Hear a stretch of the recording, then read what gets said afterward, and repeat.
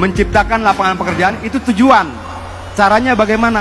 Bangun jalan, bangun bandara, bangun pelabuhan, bangun segala macam infrastruktur untuk menciptakan lapangan pekerjaan. Dari tadi kita bicara tujuan. Tujuan bisa bagus-bagus. Yang jadi persoalan bangsa ini bukan tujuannya. Mas Nanang, karena tujuan kita sudah selesai. Caranya bagaimana? Caranya jelas. Nah, yang dibangun oleh kelompok sana apa? Om Adian. Bikin OKOC, tutup. Oke. Bikin apa? Nggak ada. Kalau kemudian cuma menggerutu terus tanpa memberikan solusi, itu bukan oposisi yang membangun. Itu oposisi yang tidak membangun apa-apa selain kebencian di rakyatnya sendiri.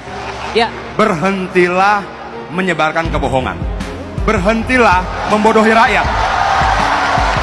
Saya mau tanya, semuanya mahasiswa, mungkin tidak pemerintah menyusun anggaran sendiri? Tidak mungkin. Anggaran pendapatan belanja negara disusun bersama-sama Presiden dan DPR. Jelas. Jangan kemudian cuma menyalahkan pemerintah, tapi partainya di DPR menyetujui anggaran-anggaran itu. Ayo kita bicara soal hutang. Dalam undang-undang kita jelas, hutang baru berbahaya. Hutang baru dianggap tidak boleh kalau di atas 60% dari rasio PDB kita. Baik. Kalau masih 20%, undang-undang membolehkan. Pemerintah salah? Tidak, karena undang-undang dibuat bersama pemerintah dan DPR. Baik. Mungkin nggak bangun pabrik tanpa jalan? Mungkin nggak bangun perkebunan tanpa jalan? Mungkin tidak membangun industri tanpa jalan? Mungkin tidak membangun pertanian tanpa jalan? Mungkin tidak membangun pariwisata tanpa jalan. Artinya jangan dipisah-pisah. Jalan tidak semata-mata persoalan distribusi. Jalan juga bagian penting untuk membangun industri, membangun wisata, membangun produksi, membangun pertanian, perkebunan dan sebagainya. Kadangkala banyak orang melihat sangat sederhana. Dia melihat jalan cuma kumpulan aspal. Baik. Dia melihat jalan cuma kumpulan semen. Bukan.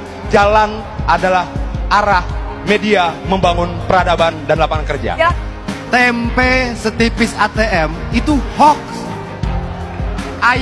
Nasi ayam lebih mahal di Jakarta daripada Singapura itu hoax. Orang operasi plastik dibilang dianiaya itu hoax. Dan calon presiden mereka melakukan konferensi pers untuk berita-berita hoax itu. Bagaimana mungkin kita bisa menuntut komitmen sementara mereka sudah melakukan hoax itu sendiri di media massa secara terbuka? Baik. Menurut saya, kalau kita mau memberantas hoax, kita harus secara jujur berani katakan siapa yang kemudian mengelola hoax. Dan itu